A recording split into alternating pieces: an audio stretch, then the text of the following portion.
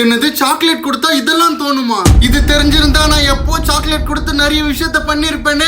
Video பாக்குறதுக்கு முன்னாடி subscribe பண்ணிக்கங்க, இல்ல நிறைய வீடியோ மிஸ் பண்ணிடுவீங்க. ஹாப்பி சாக்லேட் டே மக்களே. நீங்க இன்னைக்கு உங்க ஃபேவரட் பர்சனுக்கு சாக்லேட் கொடுக்கற மாதிரி இருந்தா யோசிக்காம ஒரு லைக்க போட்டு இந்த வீடியோவையும் உங்களுக்கு ஷேர் பண்ணிட்டு சாக்லேட் எடுத்தாங்க. அப்பதான் அந்த சாக்லேட்டோட வேல்யூ உங்களுக்கு புரியும். இன்னைக்காவது ஏன் இந்த சாக்லேட்டுக்கும் லவ்வுக்கும் இப்படி ஒரு ரிலேஷன் யோசிச்சு பார்த்திருக்கீங்களா? எதனாலன்னு நான் சொல்றேன். சாக்லேட் சாப்பிட்டா நம்ம பிரெயின்ல டோபமைன், செரோட்டோனின் ரெண்டு சந்தோஷத்தை தரக்கூடிய கெமிக்கல்ஸ் ரிலீஸ் ஆகுமா. அதே ரெண்டு கெமிக்கல்ஸ் தான் ஒருத்தரை நம்ம டீப்பா லவ் பண்ணும் போது ரிலீஸ் ஆகுமா. அதனால தான் சாக்லேட் சாப்பிட்டா சந்தோஷம் வருது, லவ் பண்ணும் போது சந்தோஷம் வருது. முன்னாடி காலத்துல எல்லாம் அஸ்டெக்ஸ்னு ஒரு சாக்லேட் இருந்துச்சு, அது காடோட கிஃப்ட்னே நம்பினாங்க. ஏன் ராஜாவும் ராணியும் கூட ரொமான்ஸுக்கு முன்னாடி அந்த சாக்லேட் தான் குடிப்பாங்கன்னா பாத்துக்கோங்களேன். இதை நான் அடிச்சுலாம் விடலங்க. அஸ்டெக்ஸ் சாக்லேட்னு சர்ச் பண்ணி பாருங்க, உங்களுக்கே புரியும். சரி, கதைக்கு வருவோம். இந்த மாதிரி எல்லாம் பாசிட்டிவான ஹார்மோன்ஸ் சாக்லேட் சாப்பிடுறதுனால சுரக்கிறதுனால தான் ஒருத்தருக்கு நம்ம ஐ லவ் யூ சொல்ல முடியலனா கூட அதுக்கு பதிலா சாக்லேட் தரும். அப்புறம் முக்கியமான ஒரு விஷயம், லவ்வருக்கு மட்டும் தான் சாக்லேட் தரணும்னு இல்லைங்க. நம்மளுக்கு பிடிச்சவங்களுக்கு, நம்மளோட ஃபேவரட்டான பர்சனுக்கு நம்மளோட அன்பை வெளிப்படுத்த கூட சாக்லேட் தரலாம். ஏன்னா இந்த சாக்லேட் தான் நமக்கு பிடிச்சவங்க மேல நம்ம வச்சிருக்க அஃபெக்ஷனையும் ரெஸ்பெக்டையும் வெளிப்படுத்துது. அப்புறம் மக்களே,